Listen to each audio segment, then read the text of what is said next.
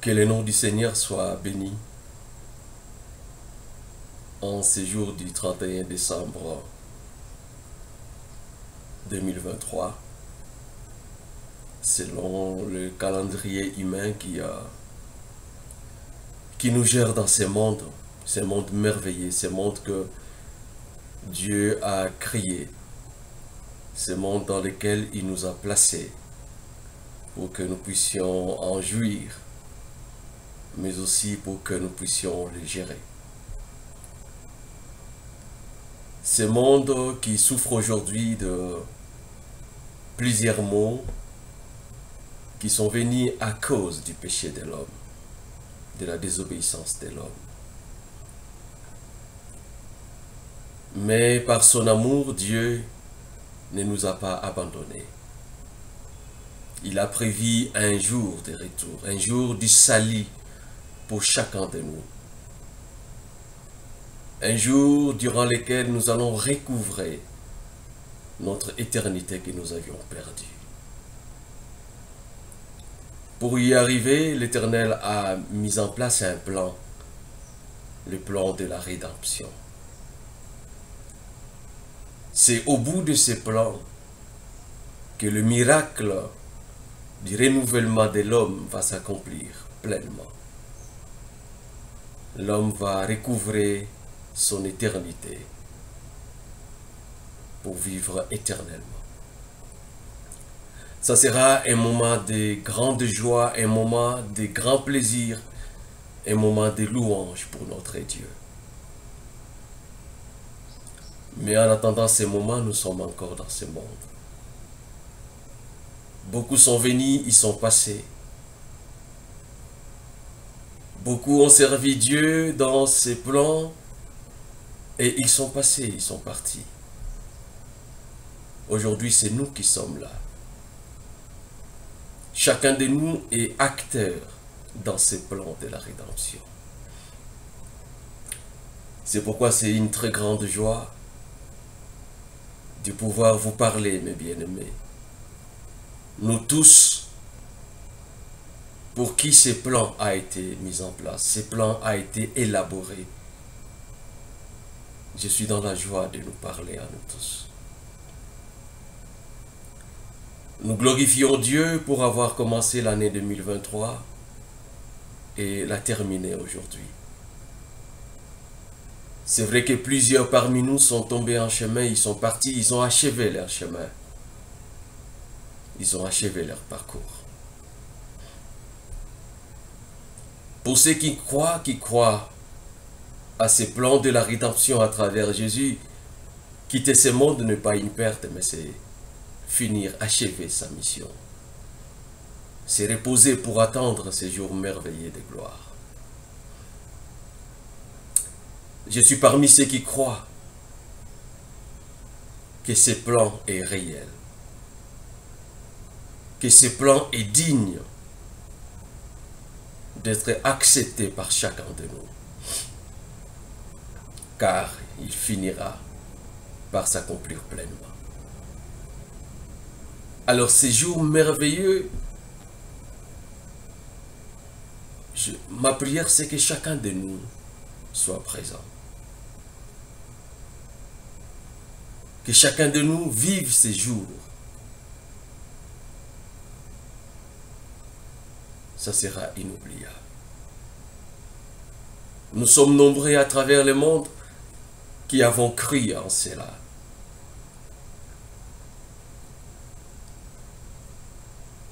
Pour ceux qui n'ont pas encore cru, ne tardez pas, venez. Venez parce que vous ne serez pas dessus. Depuis ce monde, depuis cette vie jusqu'au monde futur. Lorsque nous le verrons face à face. Dans ce royaume dans lequel nous nous retrouvons aujourd'hui par la foi, mais dans lequel nous vivrons avec lui face à face. Venez sans tarder, car Dieu vous attend les bras ouverts. J'aimerais qu'ensemble nous puissions chanter ces cantiques merveilleux. Ils viennent de l'ouest et d'ouest. Ils viennent de lointains pays. Fête avec le roi comme ses invités, que ses pèlerins sont bénis. Contemplant son saint visage, brillant d'éclat divin, participant de sa grâce, comme joyau de sa couronne. Ils viennent de l'est et d'ouest, ils viennent de lointains pays, fête avec le roi comme ses invités, que ses pèlerins sont bénis. Contemplant son saint visage, brillant d'éclat divin, participant de sa grâce, comme joyau de sa couronne. Mon cœur est terré depuis que Jésus m'a libéré. Je ne porte plus le fardeau des soucis, son joug est si doux pour moi. Mon âme était noire comme nuit, mais les ténèbres ont fui. Maintenant j'écris victoire, car Jésus m'a libéré. Je regarde les grands trônes blancs, les sauvés se tiennent devant. Il n'y a plus de larmes, ni chagrin connu, ni mort dans ces beaux pays. Mon sauveur m'a précédé, me préparant la voie. Bientôt nous serons ensemble dans les temps et l'éternité. Mon cœur est terré depuis que Jésus m'a libéré. Je ne portais plus le fardeau des soucis, son joug est si doux pour moi. Mon âme était noire comme nuit, mais les ténèbres ont fui. Maintenant j'écris victoire, car Jésus m'a libéré. Les portails de ces saints lieux restent ouverts le jour, la nuit. Alléluia. Regarde au Seigneur qui donne plus de grâce, dont l'amour prépare la voie. Il place dans ses belles demeures, qui réserva pour tous, pour te préparer aux noces. Obéis à son appel. Les portails de ces saints lieux restent ouverts la nuit, le jour. Regarde au Seigneur qui donne plus de grâce, dont l'amour prépare la voie. Il place dans ses belles demeures, qui réserva pour tous, pour te préparer aux noces. Obéis à son appel. Mon cœur est terré depuis que Jésus m'a libéré. Je ne portais plus le fardeau des soucis, son joug est si doux pour moi. Mon âme était noire comme nuit, mais les ténèbres ont fui. Maintenant j'écris victoire, car Jésus m'a libéré. Oh Jésus, reviens bientôt, alors nos peines sont finies. Si notre Seigneur venait maintenant, pour ceux qui sont sans péché, aurez-vous alors la joie, ou les chagrins, la peine, quand tu viendras dans sa gloire, nous les rencontrerons là-haut. Oh Jésus, reviens bientôt, alors nos peines sont finies. Si notre Seigneur venait maintenant pour ceux qui sont sans péché, aurez-vous alors la joie ou les chagrins, la peine? Quand tu viendras dans sa gloire, nous les rencontrerons là-haut. Il revient bientôt, Jésus. Selon qu'il l'a promis, ça va s'accomplir. Lorsqu'il est venu nous voir pour accomplir la prophétie, beaucoup n'avaient pas cru. Beaucoup n'avaient pas accepté. Même ceux de la famille d'Abraham dans la chair, qui ont été les premiers à entrer en contact avec Dieu dans son plan de vouloir sauver l'homme, ils n'avaient pas reconnu Jésus lorsque la prophétie s'est accomplie.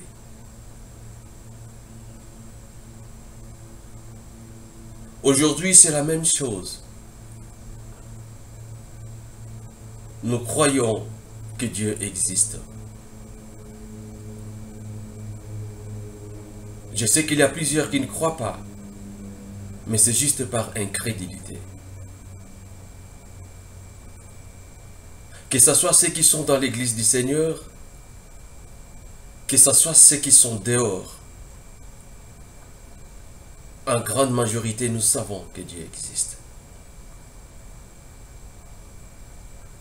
La seule chose qui nous échappe pleinement, pour certains, c'est qu'ils ne savent pas qu'il y a un plan dans lequel ils sont pris en compte. Un plan dans lequel le Seigneur a élaboré des choses pour le bénéfice de chacun de nous. Mais il y en a qui savent que ces plans existent et ils sont dans l'église même,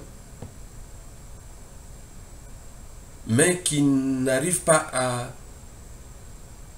appréhender la manifestation pleine de ce plan.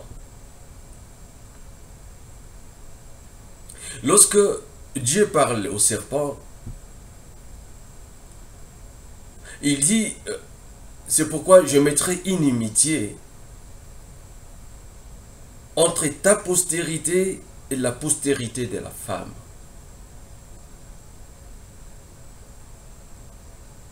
Au fait, en ces moments-là, Dieu annonce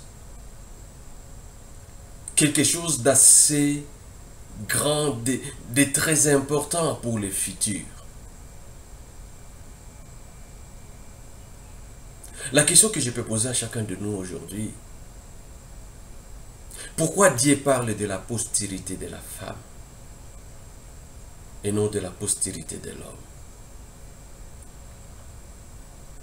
C'est un grand mystère. Et ces grands mystères prononcés au niveau du Jardin d'Éden, au commencement de notre existence, ces grands mystères vont s'accomplir lorsque la femme, Marie, vierge, va porter une grossesse. Une grossesse qui n'est pas venue de l'homme, mais une grossesse qui vient de la vertu du Saint-Esprit.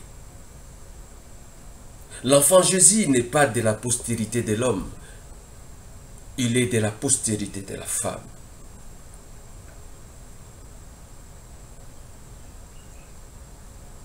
Cette parole dite au serpent dans le jardin s'accomplissait à travers Jésus. Jésus qui vient comme postérité de la femme, portant la mission à travers laquelle le plan de la rédemption devait se manifester pleinement. C'est vrai qu'il y avait un processus avant Jésus. Un processus à travers lequel Dieu était en train de préparer l'humanité à pouvoir recevoir ces grands mystères de la rédemption par Jésus. Et dans le parcours du temps, à travers les prophètes, Dieu va nous révéler ce grand mystère de la venue de Jésus. Ésaïe l'a écrit en évoluant. Beaucoup de prophètes ont parlé de l'arrivée, de la venue de Jésus. Et tout cela était écrit dans des rouleaux de livres, du parchemin qui étaient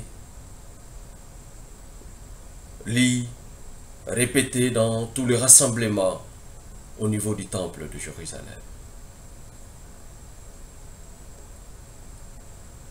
Mais lorsque cela arrive à l'accomplissement,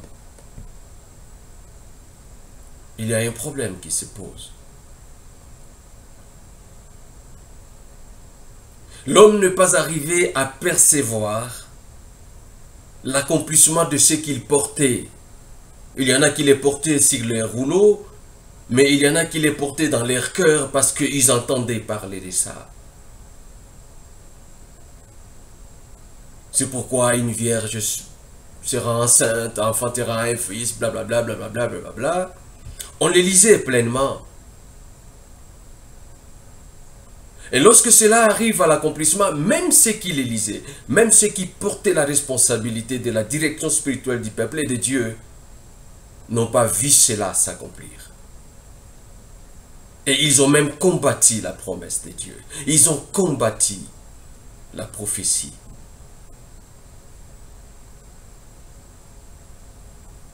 Aujourd'hui, le livre que nous portons, la Bible, porte en lui beaucoup de prophéties qui doivent s'accomplir.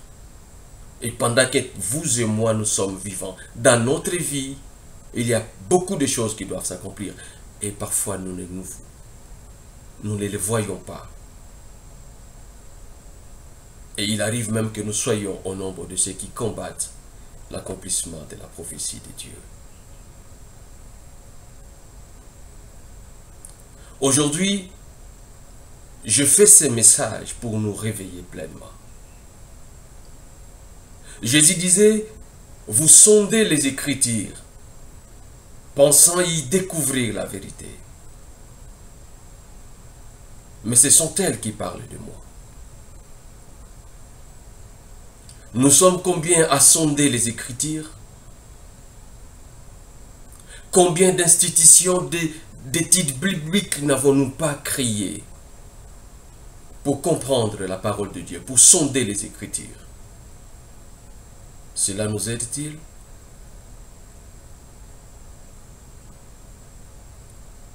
Alors aujourd'hui, je viens faire un appel à nous tous, à ceux qui sont dedans dans le royaume du Seigneur et à ceux qui sont encore dehors. Pour ceux qui sont dehors, je les invite à venir dans le royaume. Parce qu'ils ont besoin de vivre. Lorsque Dieu nous a créés, il ne nous a pas créés pour mourir. Il nous a créés pour vivre et vivre éternellement. Refusez de mourir, chers frères et sœurs. Refusez la mort, venez dans le Seigneur et vous vivrez. Vous aurez la garantie que vous vivrez. Et le Seigneur, par l'Esprit, vous convaincra de la vie. Peut-être que vous ne croyez pas qu'il y a la vie après la mort, mais moi je vous le dis au nom du Seigneur qu'il y a la vie après la mort. Parce que Dieu n'a jamais créé la mort pour l'homme. C'est notre péché qui a donné naissance à la mort. Revenez à la vie et le Seigneur sera très heureux de vous recevoir. Mais pour nous qui avions crié au Seigneur, qui sommes déjà dedans, écoutez, c'est vrai que nous ne perdrons pas notre appartenance à Dieu, mais nous risquons de ne pas avoir une couronne lorsque le royaume se manifestera véritablement. Dans le livre de l'Apocalypse, Dieu montre à Jean une image.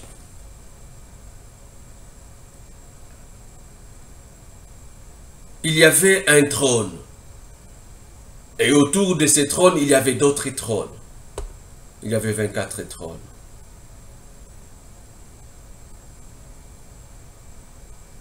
Et autour, il y avait d'autres trônes.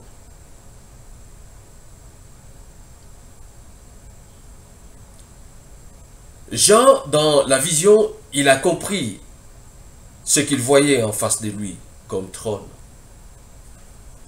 Mais ce qu'il ne pouvait pas comprendre, c'est que devant ces trônes, cette configuration-là, il y avait des myriades et des myriades de personnes, vêtues de robes blanches, sans couronne, mais avec des palmes sur leurs mains, en train de louer et d'adorer ceux qui étaient assis sur des trônes. Il n'y avait pas que Jésus sur ce trône-là. Il y avait bien plein de personnes sur ce trône.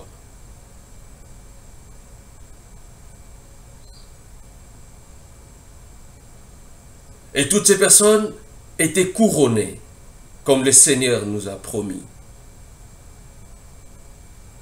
Mais en face, il y avait des gens qui n'étaient pas couronnés, qui étaient revêtus de robes blanches et qui avaient des palmes entre leurs mains. Et l'ange qui parlait avec Jean lui posa la question, ceux qui sont devant les trônes, qui sont-ils et d'où sont-ils venus? Pourquoi ne lui a-t-il pas posé la question de savoir qui étaient ceux qui étaient assis sur le trône? C'est parce que Jean les reconnaissait. Et il se vit lui-même parmi les 24 vieillards. Mais c'était incompréhensible pour lui qu'il y ait des gens devant les trônes revêtus de robes blanches, sans couronne, mais ayant juste des palmes sur leurs mains et en train de louer ceux qui étaient assis sur des trônes. Et c'est pour cela que Jean dira à l'ange qui lui parlait, Seigneur, toi tu le sais, moi je ne le sais pas, parce que ça me dépasse. Et l'ange qui lui parlait lui dira, ce sont ceux-là qui viennent de la grande tribulation. Attention, bien-aimés, frères et sœurs. Il y a la tribulation et il y a la grande tribulation. Si aujourd'hui il existe la tribulation, depuis que l'Église avait commencé, la grande tribulation n'a pas encore existé. Le moment venu, nous en parlerons. Nous en parlerons pleinement. Mais ici, je voudrais faire comprendre à tout un chacun de nous qui sommes déjà dans les royaumes du Seigneur à travers l'Église, que le fait d'être dans l'Église du Seigneur n'est pas suffisant. Il y a des conditions qu'il faut remplir pour porter des couronnes. Et si nous ne remplissons pas ces conditions-là, nous serons surpris. Nous serons véritablement surpris. À la venue de Jésus, dans la chair, ceux qui nous ont précédés ont échoué. Ils n'ont pas reconnu le jour du Seigneur. Ils n'ont pas reconnu le jour où le Seigneur les avait visités. Mais ils étaient peuple de Dieu, enfants d'Abraham, de gens qui avaient droit au salut. Et je vous annonce qu'ils n'ont pas perdu le salut selon la parole dite à Abraham par Dieu. Aujourd'hui, il nous arrive la même chose. Et vous êtes témoins avec moi de ce que je suis en train de dire. Mais seulement que nous sommes hypocrites devant ces choses. Nous n'avons pas la force de nous remettre en cause. Aujourd'hui, je nous appelle, nous tous, à une remise en cause. Je me souviens dans Luc 24, ce qui arriva lorsque Jésus a été tué. Avant sa mort, il a annoncé à ses disciples et à ses apôtres qu'il allait être mis à mort et qu'au troisième jour, il reviendra du séjour de mort. Qui avait crié à cela? Qui avait compris cela?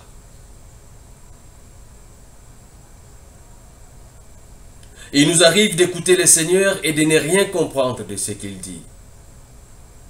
Parce que souvent, nos yeux regardent ailleurs. Vous vous souviendrez que lorsque Jésus était là dans la chair, il y a même 2 de ses apôtres qui sont allés demander à leur maman d'aller voir Jésus pour le corrompre. Pour lui demander, écoute, lorsque tu vas prendre le pouvoir, fais que moi et mon frère qu'on se mette de part et d'autre.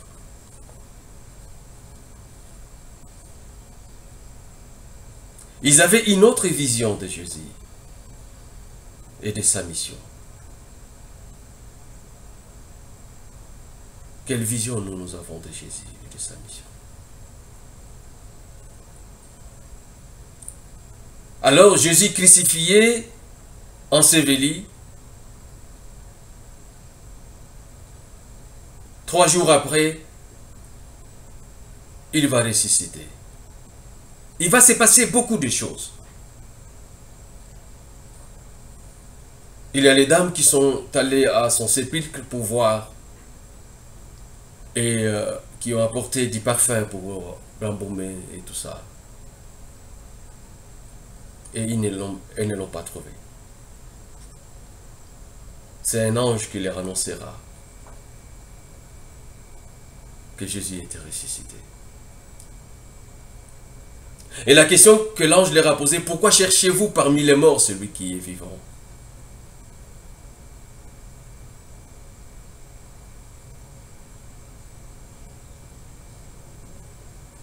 Quelle est la question qu'on doit nous poser, nous, en ce moment-ci? Le même jour, il y avait 2 disciples de Jésus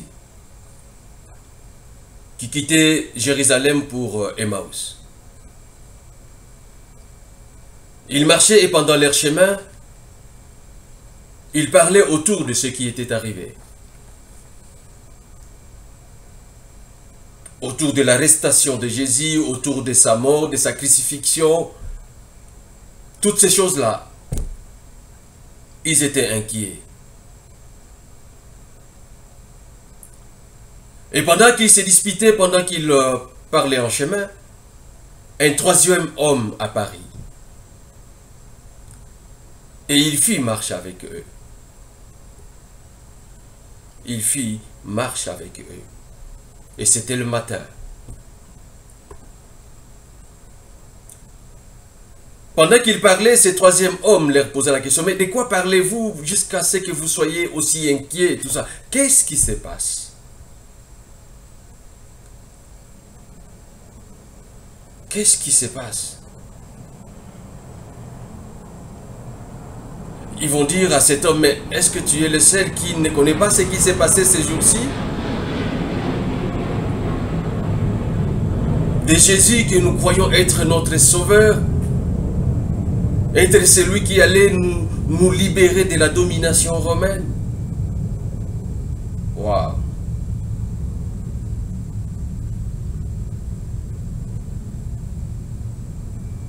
Et voilà que ça fait 3 jours qu'on l'a arrêté, on l'a crucifié, on l'a tué, on l'a enseveli et tout ça. Et qu'est-ce qui nous arrive, nous? J'aime ce qui arrive après. Ce 3e homme prenant la parole leur dit, oh homme, avec peu d'intelligence. J'aimerais lire ça, ce que Jésus dit, parce que c'est tellement Important. Je me relis ça, excusez-moi. Alors Jésus leur dit, ô homme sans intelligence, sans intelligence. Ils ont suivi Jésus, ils ont marché avec lui, mais ils sont sans intelligence et dont le cœur est lent à croire ce qu'ont dit les prophètes.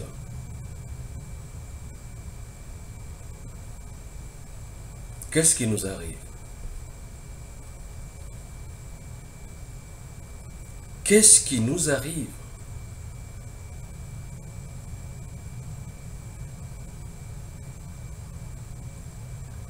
Au 27e verset de Luc 24, il est dit, et commençant par Moïse et par tous les prophètes, il leur expliqua dans toutes les Écritures ce qui les concernait.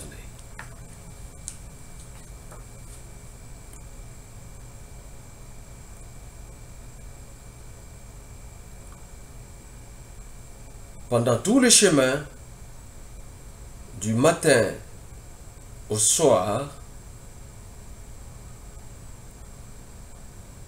Jésus leur parlait.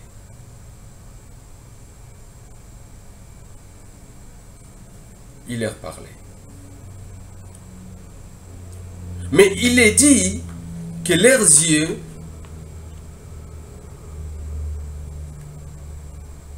étaient empêchés de le reconnaître. Vous savez pourquoi?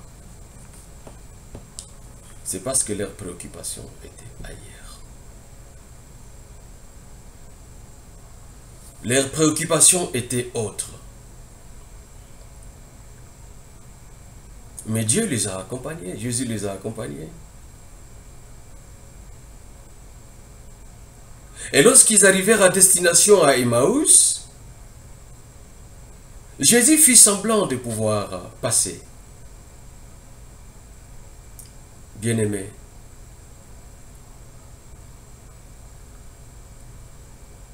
est-ce que Jésus ne fait-il pas semblant de pouvoir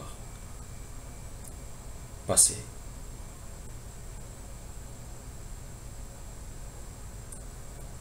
Ne l'avions-nous pas déjà laissé passer, qu'il continue son chemin sans nous?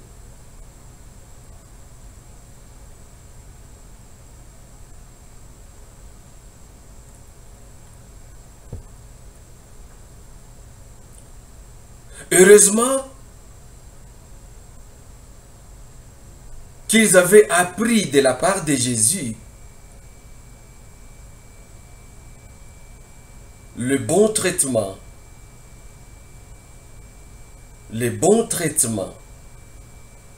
qu'il faut avoir de chacun de nous,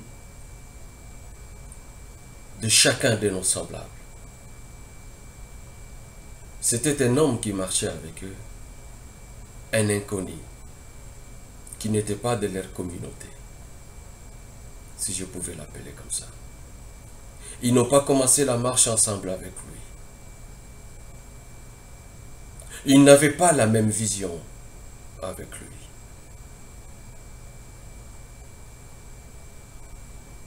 Mais, à cause de leur hospitalité, c'est tout ce qui leur est resté.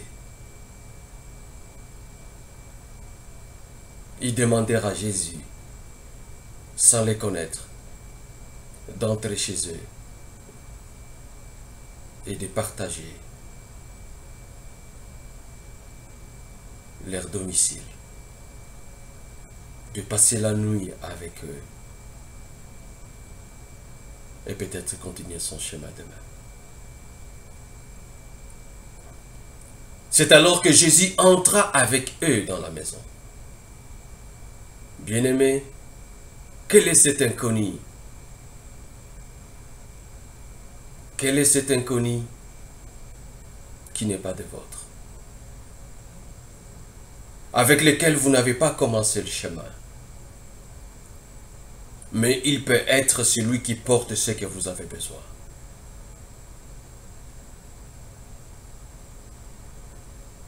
Ils sont entrés dans la maison, ils l'invitèrent à table pour partager le pain. Alléluia.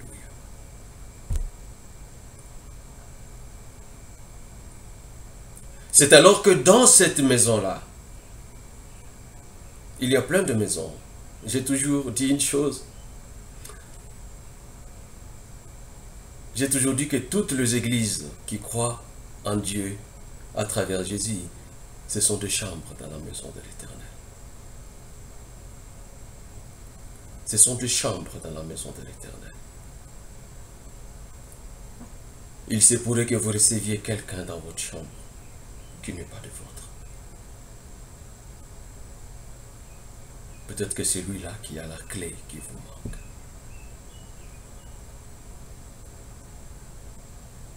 Ils l'ont invité à table. Et c'est en ce moment-là que l'invité prend le courage.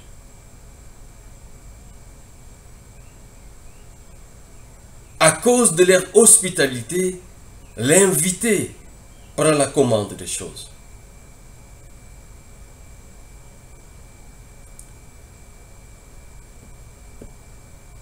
Et Jésus prit les pains, il les rompit et les leur donna. Alléluia. Et c'est en ce moment-là que leurs yeux s'ouvrirent. Bien-aimés, on doit rompre les pains.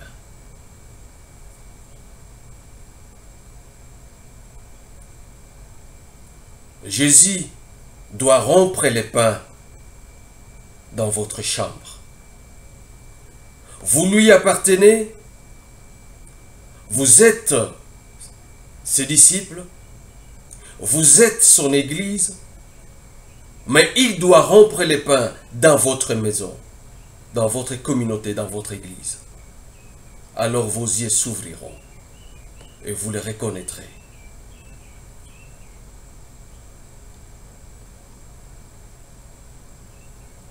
Ce temps-là est arrivé.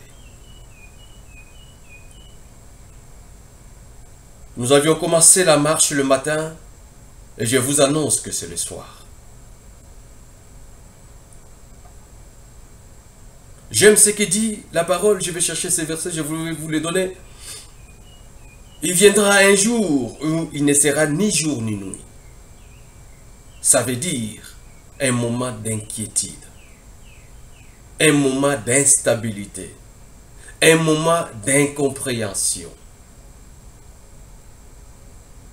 Mais vers le soir, là nous sommes le soir, dans Luc 24. Vers le soir, la lumière paraîtra. Vous voulez que la lumière paraisse là où vous êtes? Laissez Jésus diriger les choses. Laissez Jésus briser les pains là où vous êtes. Je répète cette parole, vous sondez les Écritures, pensant y découvrir la vérité, pensant avoir la vie à travers elles. Mais ce sont elles qui parlent de Jésus. C'est Jésus qui n'a pas été reconnu. Ne faites-vous pas la même chose?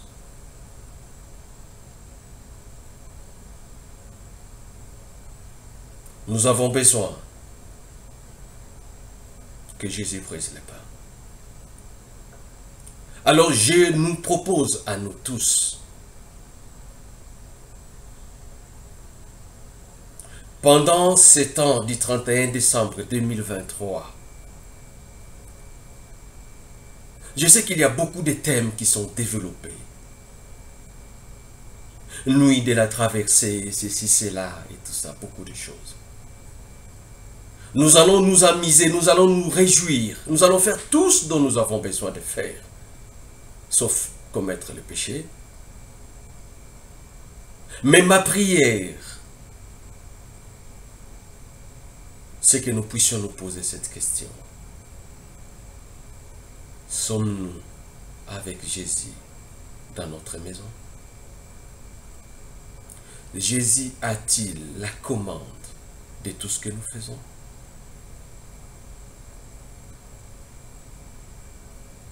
C'est très important. Tout ce qui vient, c'est bien. Mais le plus important, c'est celui-là. C'est savoir être avec Jésus. Parce que vous vous souviendrez, une fois Jésus a fait quelque chose. Il a laissé partir ses apôtres sans lui. Ils ont pris la barque pour traverser les eaux. Et vous savez ce qui est arrivé.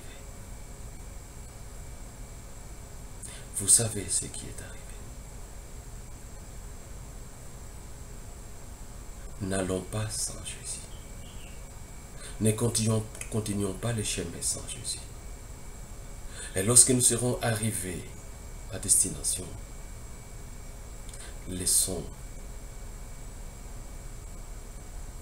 Jésus faire les choses. Si nous pensons que nous sommes déjà à destination, laissons Jésus faire les choses. Si nous ne sommes pas encore à destination pendant le chemin, soyons attentifs.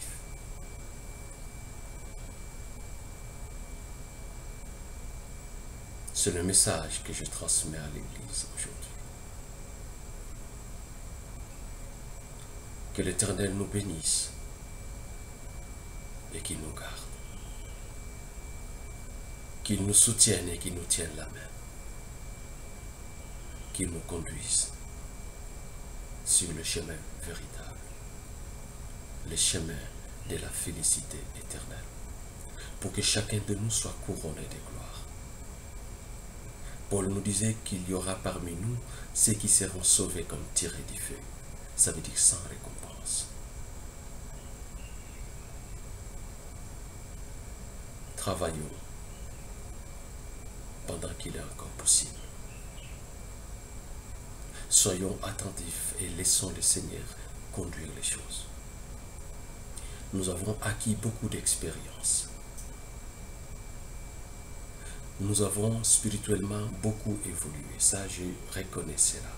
Même si plusieurs pensent que ce n'est pas ça, je vous informe que l'être humain a spirituellement beaucoup évolué. Mais l'évolution spirituelle nous a entraînés à l'orgueil spirituel. Il y en a qui pensent qu'ils n'ont plus besoin de rien. Il y a des églises qui pensent que Dieu aujourd'hui se résume à la Bible. La Bible n'est pas Dieu. La Bible, ce sont des écritures. Mais Dieu, il est là aujourd'hui encore et il parle. Il nous parle. Nous écoutons beaucoup plus la Bible aujourd'hui. Excusez-moi de dire ça. Nous n'écoutons plus Dieu.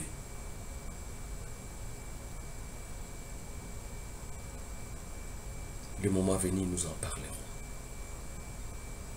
Nous en parlerons. Que Dieu vous bénisse. Je m'appelle Christian Bumba, votre frère.